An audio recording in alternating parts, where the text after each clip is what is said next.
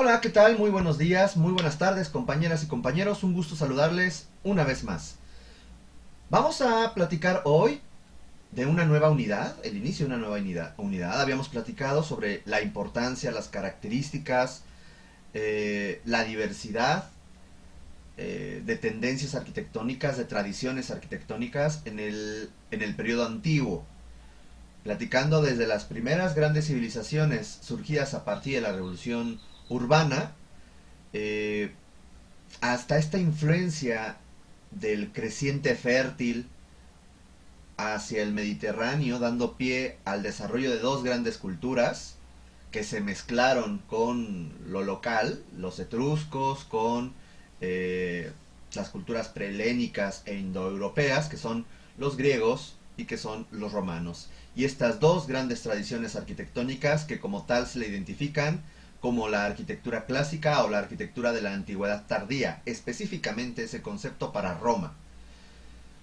Resulta que una vez que Roma cae, y ahorita vamos a platicar de esas generalidades, el imperio se divide, bueno, el imperio ya estaba dividido en dos partes y una de estas dos partes cae y como tal se le conoce como el inicio de la arquitectura, de la Edad Media.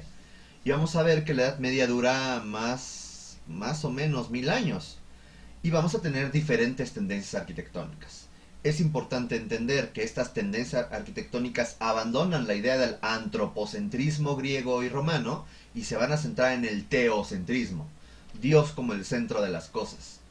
Y si bien por ahí habíamos platicado que los hebreos, que eran comerciantes, por ahí de pronto había quedado la duda de cuál era la influencia junto con los fenicios de los hebreos para la difusión del creciente fértil al Mediterráneo, bueno, pues quizás no hice el énfasis necesario, pues que los hebreos eran comerciantes.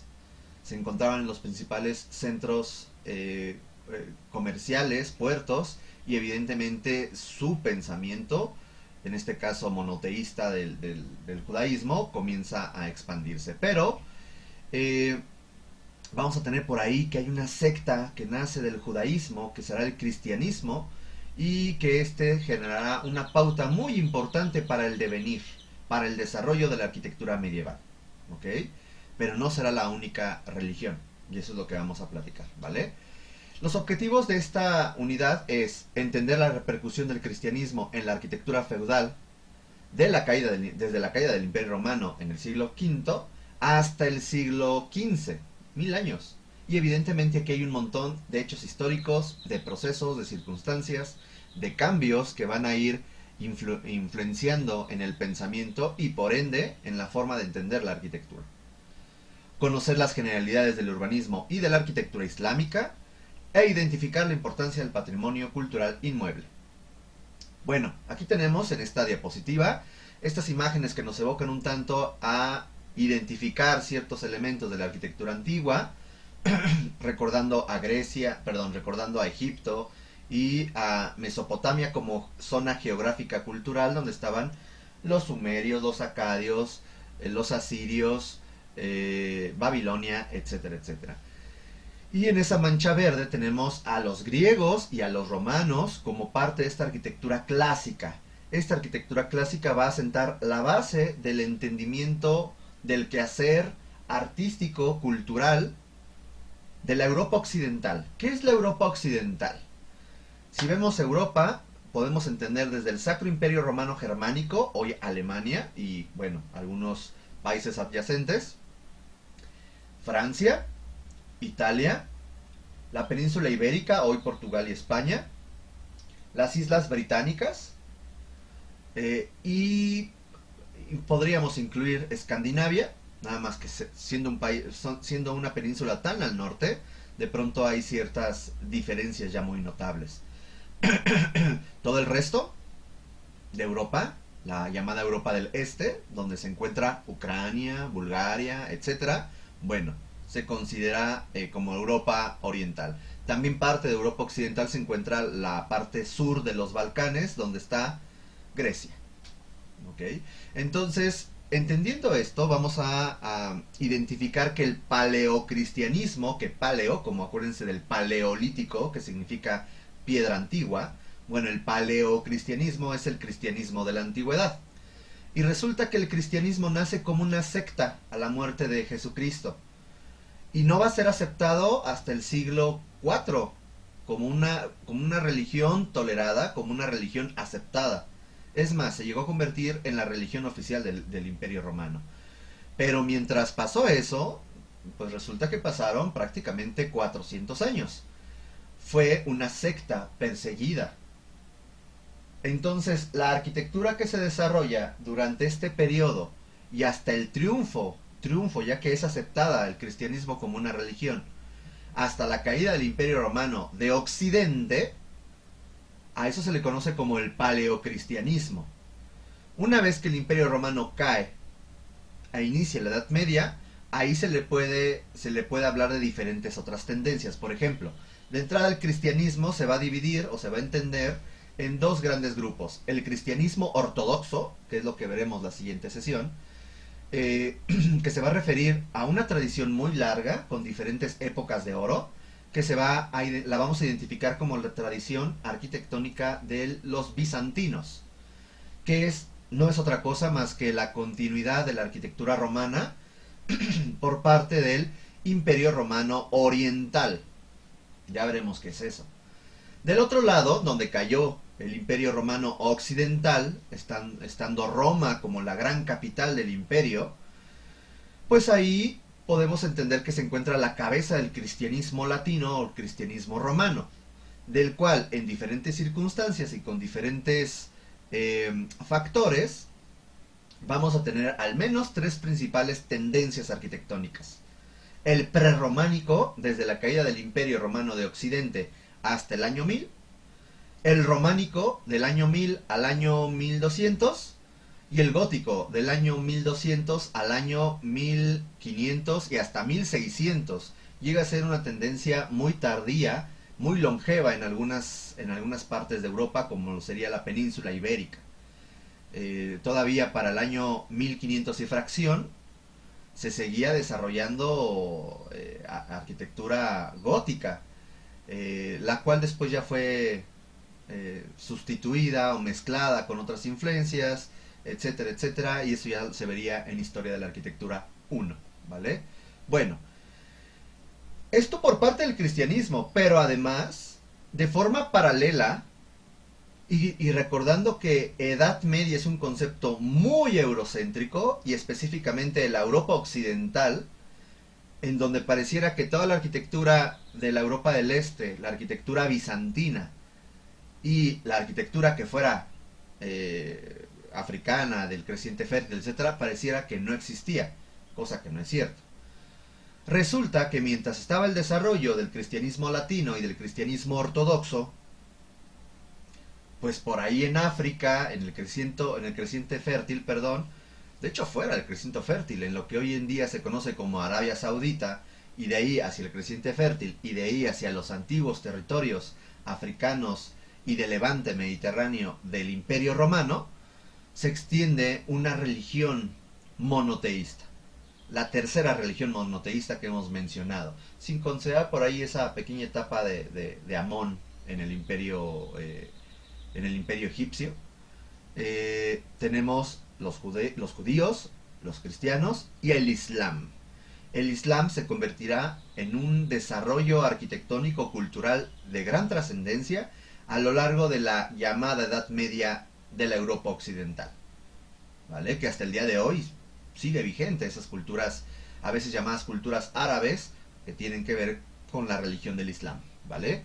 Bien, pues vamos a iniciar un poco primero qué pasa con el Imperio Romano. Habíamos dicho que en el año 30 antes de Cristo, en esta época de Cleopatra, de cuando Roma conquista el Imperio egipcio, bueno, pues tenemos un cambio de gobierno, de República Romana al Imperio Romano. Y a partir de esta época vamos a tener una serie de dinastías que van a gobernar Roma. La primera, evidentemente, se le conoce como el periodo Augusto, que es cuando César Augusto, que mejor conocido como Octavio, es el que cambia de república a imperio y se da una consolidación y una estabilidad al Imperio Romano. Sin embargo, como todos los imperios, como todo, siempre hay épocas de gloria y épocas de penumbra, de oscuridad, de declive. Y el Imperio Romano no sería la excepción. Tendríamos épocas de auge, declive, auge, declive, auge, declive. Y tiene que ver mucho con sus dinastías. Por ejemplo, la dinastía 2 o la segunda dinastía llamada la Julio-Claudia, eh, donde vamos a encontrar algunos Augustos que seguramente han escuchado antes, Tiberio, Calígula, Claudio, Nerón, otros, se conoce como una época de amplio despotismo, de excesos, de derroche financiero, inestabilidad administrativa, etcétera. Y eso daría pie a problemas al interior del imperio. Estamos hablando del 69 después de Cristo. Ya se estaba construyendo el Coliseo Romano. Resulta que una vez que termina esta dinastía de los Julio Claudia, que decían que eran herederos del gran Julio César que conquistó las Galias en el periodo de la República Romana, vamos a tener a otra tercera dinastía, la dinastía Flavia, con Vespasiano, Tito, Domiciano, nombres, el arco de Tito, las termas de Diomiciano, etcétera, donde vamos a tener una gran estabilidad financiera y un poder militar. ¿Se acuerdan que también algo similar habíamos visto con el Imperio Egipcio? Que también en el Imperio Nuevo existían altas y bajas.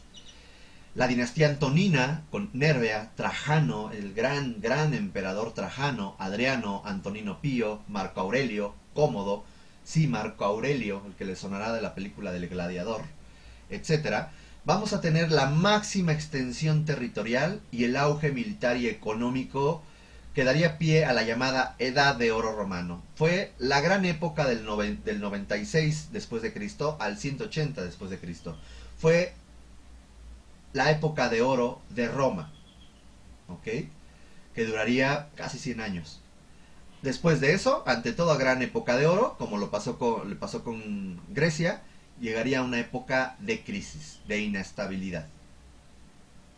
Entonces, la dinastía Severa, con Séptimo Severo, Caracalla, Heliogábaro y otros, darían pie, sería la antesala, a una gran crisis económica, política, militar, social, religiosa, de la cual Roma ya no podría volverse a levantar, ya no sería la misma. Estamos hablando del 193 al 235 después de Cristo, siendo una gran decadencia, se cambia también a una dictadura militar y vamos a tener una gran cantidad de invasiones bárbaras. Comúnmente siempre se asocia que las invasiones bárbaras es el fin del Imperio Romano. No es así. Es uno de los muchos factores que dieron fin al Imperio Romano. Y no es que llegaran y ¡pum!, se acabara el imperio. Fueron llegando durante muchísimos siglos. Hasta que de pronto, bueno, se hizo multicultural Roma. Y bueno, ahorita platicaremos eso, ¿vale? Entonces, ya para el 235 podríamos hablar de una crisis del Imperio Romano que daría pie al llamado Bajo Imperio Romano. Vamos a tener una anarquía militar. Si bien después hay otros emperadores que buscan estabilizar al Imperio Romano, no volvería a ser el mismo. De hecho, va a haber una época en donde se divide, ya para el 395, se divide el Imperio Romano en dos, Oriente y Occidente. Ahorita vamos a platicar eso, ¿vale? Entonces, la gran crisis del siglo III, o sea, del 235 al 248 después de Cristo, en el llamado Bajo Imperio Romano, vamos a tener una crisis política, económica, social y una debilidad de las limes. Ahorita vamos a ver qué es eso. En lo político, resulta que va a haber una anarquía militar. Resulta que llegó el momento en que grupos militares que se encontraban en campaña fuera o lejos de Roma llegaban al momento de decir: yo no voy a hacerle caso al emperador. Híjole, y el emperador, ¿cómo ir a darle sus apes si te tardabas un montón a ir a Gran Bretaña o ir a no sé dónde? ¿Vale? El imperio comienza a fraccionarse en diferentes grupos militares. Digamos que al momento de que las legiones, los grupos militares comenzaban a desconocer total o parcialmente al emperador, pues evidentemente estas regiones terminaban siendo rebeldes. Y eso era un problema. Entonces, vayan imaginándose el problema de poder atender eso. Luego, dos, altos costos de las campañas militares, un mantenimiento excesivo de la burocracia y de los soldados. Ya llegaba el momento en que no había para pagarles. Una ineficiencia tributaria al momento de que se empieza a dividir o caer en rebeldías los diferentes territorios romanos. Ya era difícil poder cobrar un impuesto y por lo tanto no había dinero para pagarle a los soldados y a los burócratas. Además de que las arcas estaban vacías por los altos costos de las campañas militares. Y había una hiperinflación. ¿Qué significa la hiperinflación? Resulta que hay una alza de los precios de lo que hoy conocemos como la canasta básica y hay una devaluación de la moneda. O sea, si con una moneda podías comprar dos cosas, ahora con una moneda no alcanzas a comprar ni la mitad de una cosa. Esa es la hiperinflación. La hiperinflación. Entonces, imagínense, no tengo dinero y además el poco dinero que tengo no me alcanza para comprar los elementos básicos para subsistir. Luego, la debilidad de las limes. Las limes se refiere a las fronteras del Imperio Romano. Específicamente se habla mucho de las limes en Europa, en la frontera norte que tenía el Imperio Romano con las culturas bárbaras. ¿Qué son las culturas bárbaras? Todas las culturas que Roma no consideraba como parte de su cultura. Todo lo que estuviera fuera del Imperio Romano era bárbaro. Y específicamente los grupos germanos que se encontraban en el centro norte-este de Europa, que no vestían, no hablaban como ellos, no tenían ciertos elementos que asimilaban o que identificaban como civilizados. Entonces decían, son bárbaros, son sucios, no tienen el nivel de civilidad que los romanos tienen. Pero engloban a un gran grupo de culturas que ahorita platicaremos. Entonces estos grupos bárbaros resulta que van a comenzar a invadir los territorios romanos mediante varias invasiones, ya sea para ir robar o ir y quedarse. Y entonces hay muchos grupos bárbaros que terminan instalándose dentro del territorio, ay, perdonen ustedes, dentro del territorio romano. Entonces no los puedes quitar porque había una anarquía, no había dinero y entonces no les quedó otra más que aceptar que se quedaran dentro del imperio. Esto hace que las ciudades, imagínense los patricios, ¿no? Así sangrones, y ay, ay, ahí viene la gente fea. Alcemos más nuestras murallas, porque no quiero que ellos entren a nuestras ciudades. Entonces las murallas ya existentes comienzan a engrosarse, comienzan a levantarse en la medida de lo posible y hacen que estas ciudades se aíslen totalmente del exterior. Una crisis social significa que hay una gran migración del campo, al campo, perdón. Es curioso porque esto va mucho con el siguiente punto que dicen los plebeyos. Resulta, ¿se acuerdan de las villas? Estas casas de ricos que estaban extramuros, afuera de la ciudad, bueno, pues eran casas de ricos, de los nobilitas, de la gente noble, del mismo emperador, de la familia del emperador, o los patricios, la gente que tiene dinero. Resulta que ellos se van a sus villas ante esta crisis y le dicen a la gente de la ciudad, que por cierto pues tenía hambre, tenía miedo, tenía incertidumbre, vente a mi villa, trabaja mis tierras y yo a cambio te doy protección. Y eso sería los cimientos o la antesala de lo que conoceríamos como el feudalismo. ¿Qué es el feudalismo? Cuando está un señor feudal en el campo y que este señor feudal tiene siervos que van a trabajar sus tierras y este señor feudal les da protección a estos siervos. Ese esquema económico de la Edad Media que se conoce como feudalismo, que es un sistema económico agrario, ganadero, que se aleja del comercio de las ciudades, pues aquí estaría la antesala de ello. Esto daría pie en el periodo romano que las urbes, las civitas, cayeran en una debacle, ya no fueran tan importantes, porque ahora fuera la actividad económica agrícola comenzaba a tener una mayor repercusión.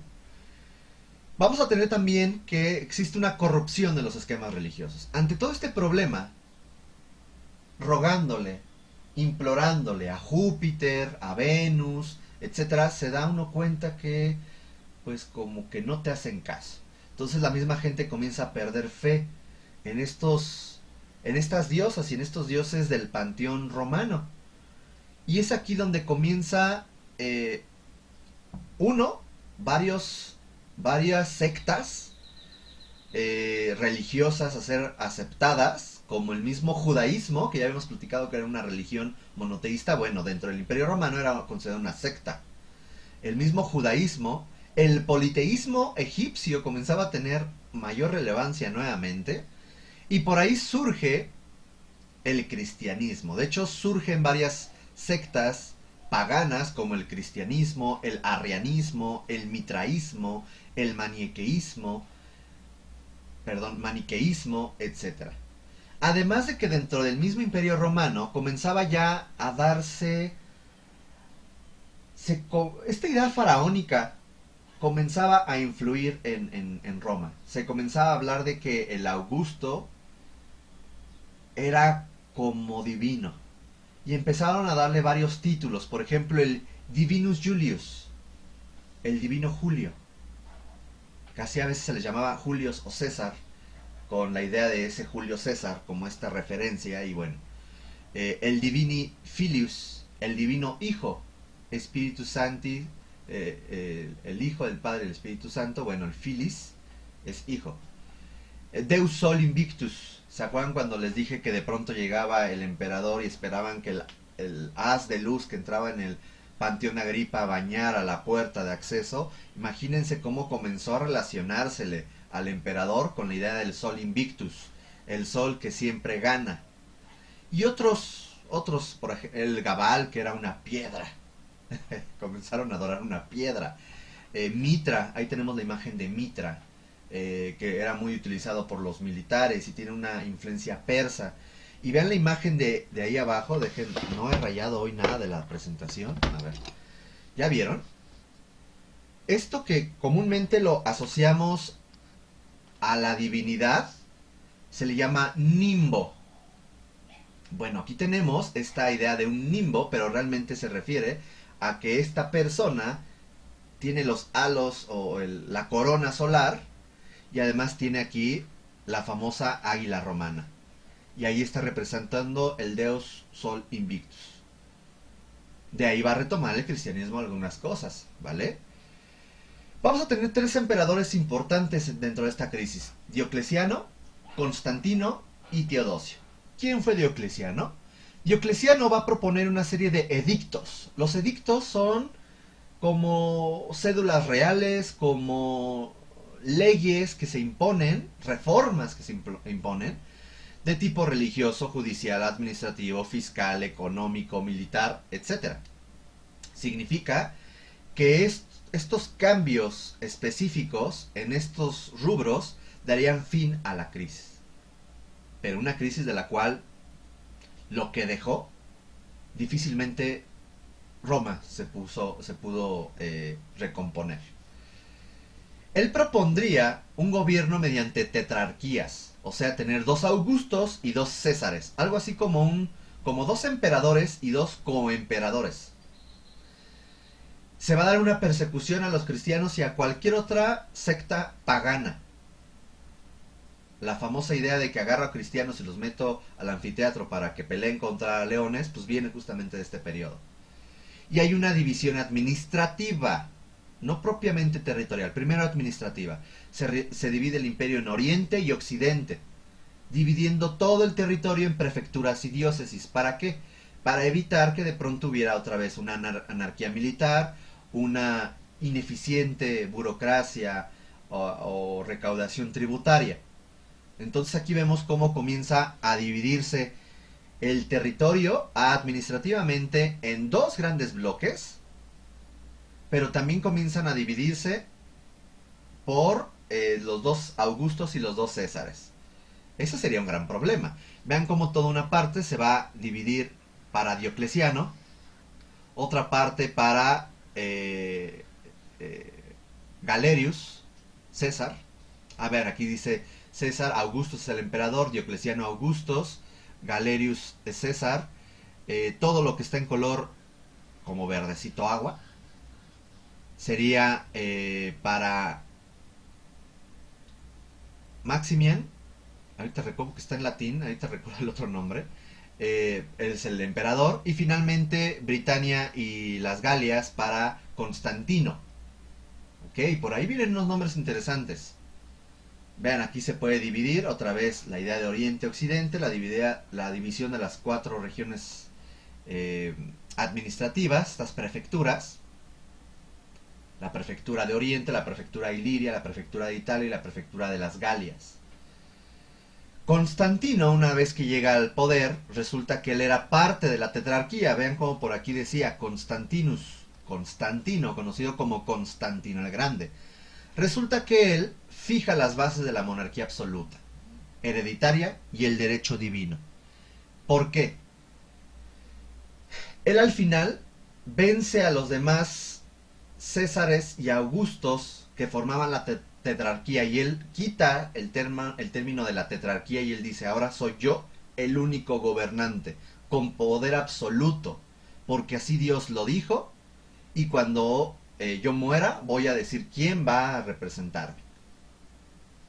Si está mi hijo, mucho mejor. Pero a ver, ya dije Dios. ¿En qué momento se mete Dios en esto? Resulta que este señor iba a vencer a este señor, Maximian, que no recuerdo el nombre en español. Maximino, no, bueno, Maximian, vamos a dejarle así. Era el último por vencer. Resulta que dice la historia que él se durmió, Constantino, y que tuvo un sueño. Aquí está esta pintura. Tuvo un sueño donde una voz le decía, con este signo vencerás, que te fijas es una cruz. Entonces se dice que él al día siguiente a sus tropas les puso ese signo, y cuando se enfrentó a Maximinian, hubo como un hecho así religioso que hizo que automáticamente el rival prefiriera vencerse, se arrodilló, se dio por vencido, perdón, y Constantino ganó y se convierte en el gran emperador, en el único emperador romano. Sabemos que eso es la historia mitológica, más bien la leyenda, porque realmente lo que era un hecho es que Constantino se dio cuenta que la secta del cristianismo había crecido de tal forma dentro del Imperio Romano que si él se convertía al cristianismo tendría el apoyo de todos los grupos cristianos. Dicho y hecho, se convierte al cristianismo. Y este señor será muy importante porque mandará a construir gran cantidad de edificios cristianos. Todavía no hemos hablado de la cristiandad. Vamos para allá. Funda la ciudad de Constantinopla como la segunda gran capital del Imperio Romano. Ahorita vemos el siguiente sesión veremos dónde es. Pero hoy en día es Estambul. Aquí había una ciudad conocida como Bizancio, una ciudad griega conocida como Bizancio. Ahí refundan una ciudad conocida como Constantinopla. Sí, le puso su nombre a la ciudad. Ok, entonces Constantinopla se convertiría en la segunda gran capital del Imperio Romano. Ok, sería el primer emperador cristiano y él da el edicto de la tolerancia de Nicomedia. O sea, en el 311 la religión cristiana, más bien la secta cristiana, fue tolerada, y a partir del edicto de Milán en el 313 la religión fue aceptada como religión. Por eso es que este señor se convierte al cristianismo y toda la gente así, pues es cuate, ¿no? Porque se convirtió al cristianismo. Y finalmente, Teodosio, en el periodo donde van a iniciar una gran cantidad de invasiones muy masivas, ahorita vemos por qué,